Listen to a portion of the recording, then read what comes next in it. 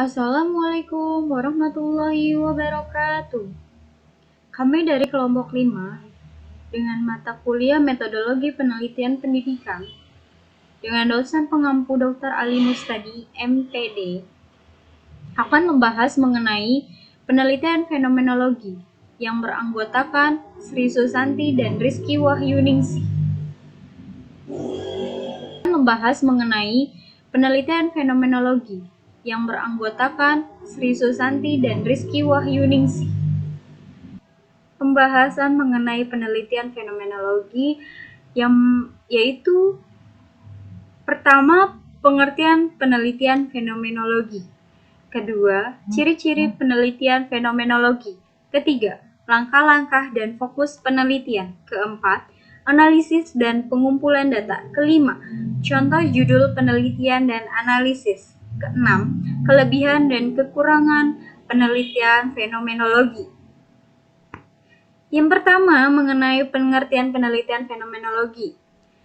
Edmund Husserl pada tahun 1962 mengatakan bahwa penelitian fenomenologi berarti uraian atau pembahasan tentang fenomena atau sesuatu yang sedang menampakkan diri atau sesuatu yang sedang menggejala. Kemudian, menurut Alase pada tahun 2017 mengatakan bahwa fenomenologi adalah sebuah metode kualitatif yang mengizinkan peneliti menerapkan dan mengaplikasikan kemampuan subjektivitas dan interpersonalnya dalam proses penelitian eksploratori. Kemudian, Sugiono mengatakan bahwa penelitian fenomenologi merupakan salah satu jenis penelitian kualitatif di mana penelitian melakukan pengumpulan data dengan observasi partisipan dengan mengetahui fenomena esensial partisipan dalam pengalaman yang ada di hidupnya.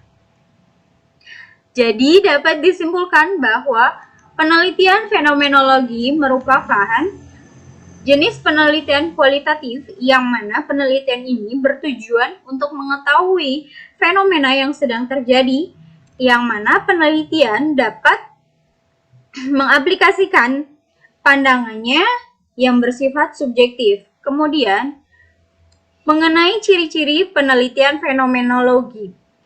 Ciri yang pertama yaitu mengacu pada kenyataan. Maksudnya di sini pengambilan data penelitian fenomenologi itu berdasarkan atas kenyataan yang ada di lapangan atau berdasarkan realitas yang ada, bukan data yang mengada-ngada. Kemudian ciri yang kedua yaitu memahami arti peristiwa dan keterkaitannya dengan orang yang berada di dalam situasi tertentu. Jadi maksudnya di sini antara peristiwa dan orang yang ada di dalam peristiwa tersebut harus saling berkaitan satu sama lain. Jadi datanya pun real atau sesuai dengan yang ada di lapangan. Kemudian ciri yang ketiga, memulai dengan diam. Ini maksudnya yaitu upaya untuk menangkap apa yang terjadi atau apa yang sedang dipelajari dengan menekankan pada aspek-aspek subjektif dari perilaku manusia. Fenomenologi ini berusaha untuk bisa memahami bagaimana apa makna yang disusun subjek tersebut di sekitar kejadian-kejadian dalam kehidupan sehari-harinya. Kemudian, selain itu, ada mengenai langkah-langkah penelitian fenomenologi. Langkah yang pertama yaitu menentukan fenomena yang ingin diteliti dan peran peneliti dalam penelitian tersebut. Nah, maksudnya di sini, penentuan fenomena yang menjadi fokus penelitian memerlukan beberapa pertimbangan, antara lain keefektifan fenomenologi untuk menghasilkan pemahaman yang lebih baik tentang fenomena.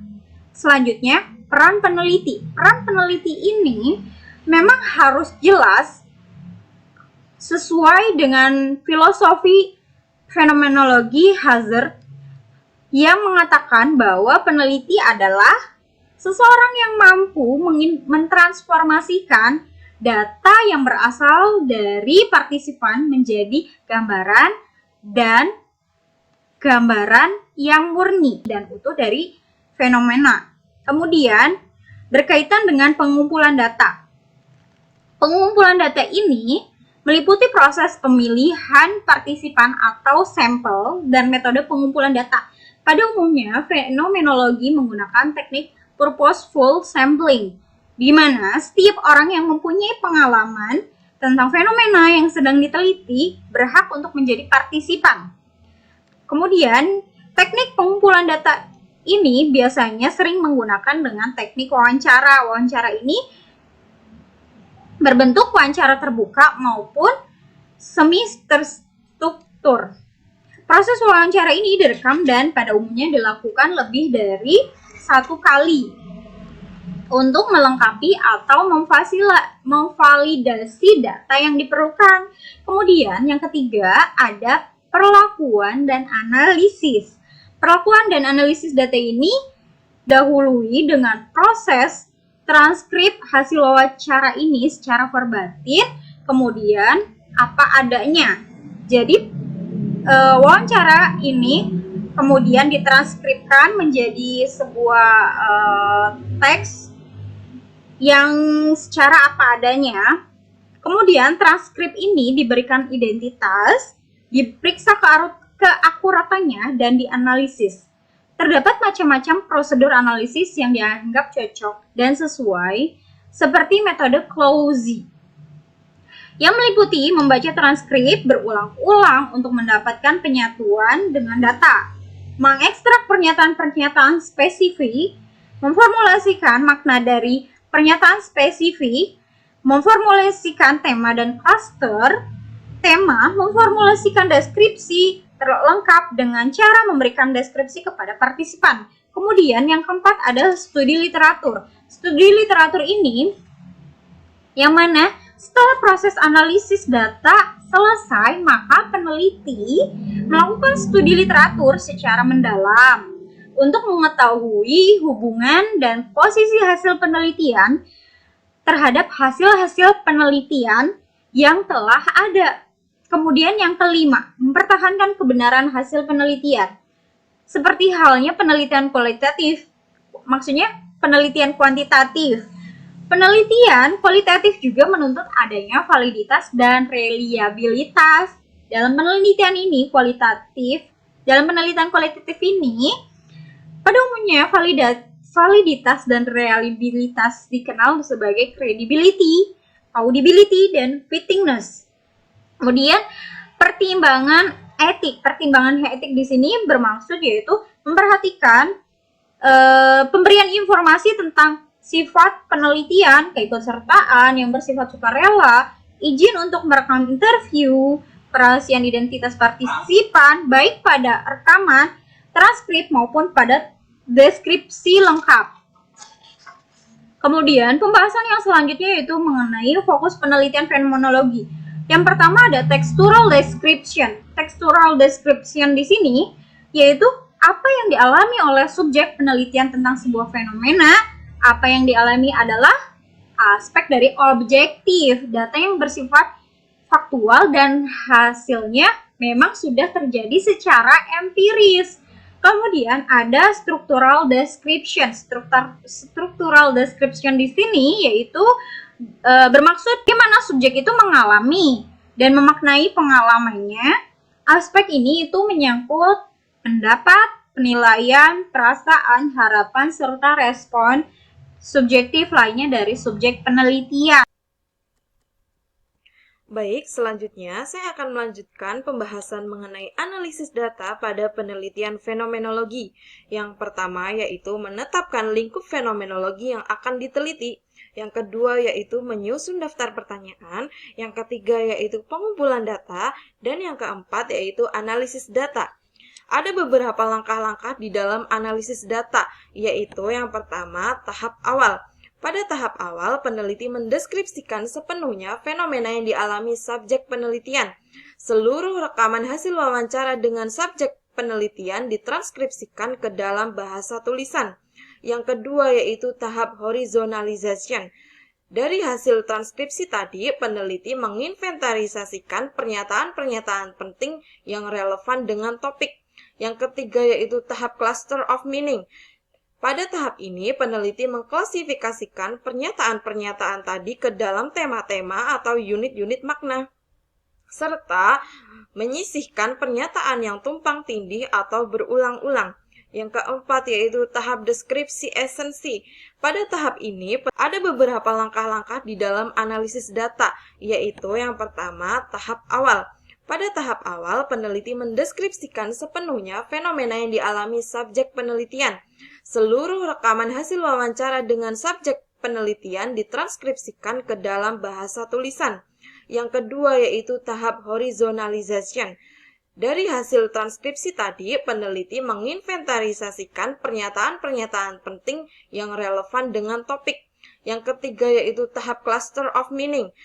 Pada tahap ini, peneliti mengklasifikasikan pernyataan-pernyataan tadi ke dalam tema-tema atau unit-unit makna, serta menyisihkan pernyataan yang tumpang tindih atau berulang-ulang. Yang keempat yaitu tahap deskripsi esensi. Pada tahap ini, peneliti mengonstruksi atau membangun deskripsi menyeluruh mengenai makna dan esensi pengalaman para subjek. Yang kelima yaitu peneliti melaporkan hasil penelitiannya. Laporan penelitian menunjukkan adanya kesatuan makna tunggal dari pengalaman di mana seluruh pengalaman itu memiliki struktur yang penting. Selanjutnya yaitu contoh penelitian fenomenologi. Kelompok kami mengambil contoh penelitian fenomenologi dengan judul Studi Fenomenologi, Work, Family, Conflict dalam Kehidupan Guru Honorer Wanita. Tujuan dari penelitian ini yaitu untuk mengetahui latar belakang seorang ibu rumah tangga bekerja di luar sebagai guru honorer, mengetahui kondisi finansial keluarga guru honorer wanita, dan untuk mengetahui work-family conflict yang dialami wanita selama menjadi guru honorer. Jenis atau metode penelitian yang digunakan yaitu metode kualitatif dengan pendekatan studi fenomenologi. Hasil dari penelitian ini menunjukkan bahwa seorang wanita yang sudah berkeluarga untuk bekerja terdiri dari beberapa faktor, yaitu faktor yang utama adalah faktor ekonomi yang mendesak, mengingat penelitian ini dilakukan pada ekonomi kelas bawah. Selanjutnya, faktor yang lain yaitu faktor pendidikan dan faktor untuk mengisi waktu luang. Pada penelitian ini, penghasilan justru menjadi konflik keluarga karena akibat dari pekerjaan yang menghasilkan uang, di mana uang tersebut digunakan untuk kebutuhan sehari-hari, termasuk untuk memenuhi keinginan yang justru akan menjebak mereka ke dalam lingkaran utang dan tentu saja menimbulkan konflik. Dari situlah work-family conflict yang berkepanjangan muncul di dalam keluarga dengan ekonomi yang rendah.